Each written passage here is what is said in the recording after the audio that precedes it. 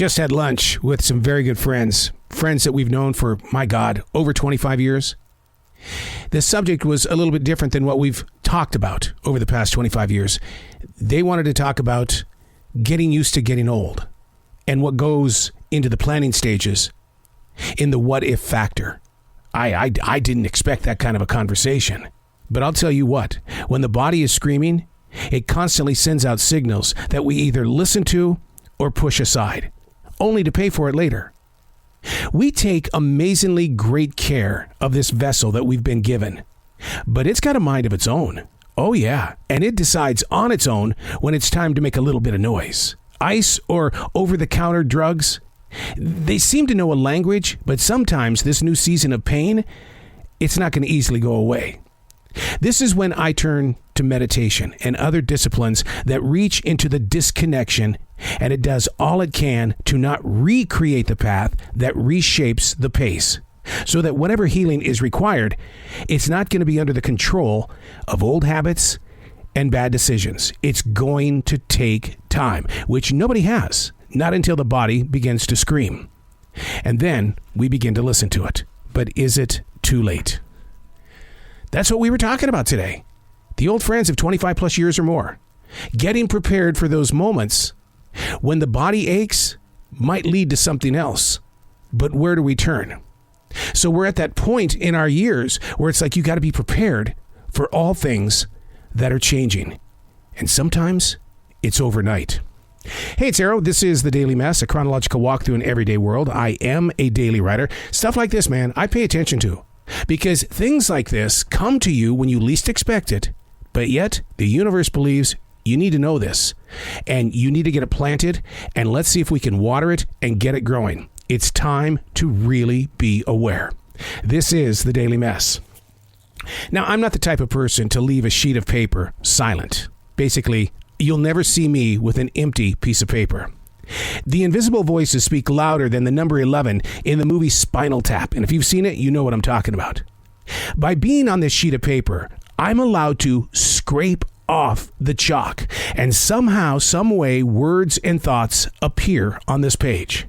I believe that they were placed here while part of the inner core of rings inside that living tree. It's a gift from nature.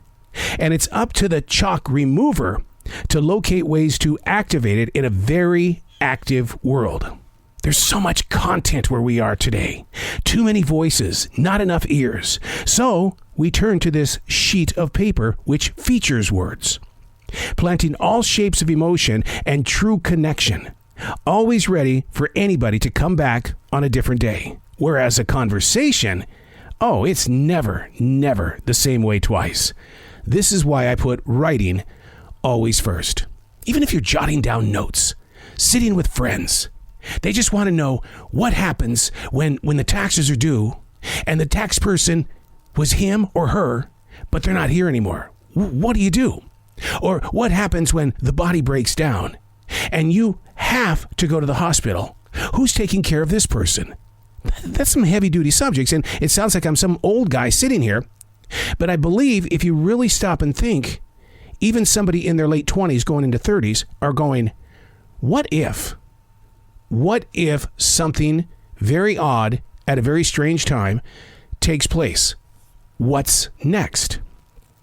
We can talk all day about how you're preparing for your future. I could be your financial advisor. But unless it's written on paper and you physically can see it, smell it, taste it, hear it, what you're doing is you're just putting it out there.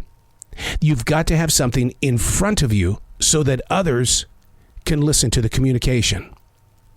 If something tragic were to happen to you, and I'm just being very honest with you here, what you put on paper becomes their map. Otherwise, they're left in a state of assumption. When my sister lost her husband of many years, she openly admitted to me, I was lost. I didn't know where to turn. We didn't plan for this. When you put your map on paper, it speaks to the next level of readers. I always say, dear future reader, sure, it's a heavy subject today. Sometimes we go spiritual. This time we're going reality check.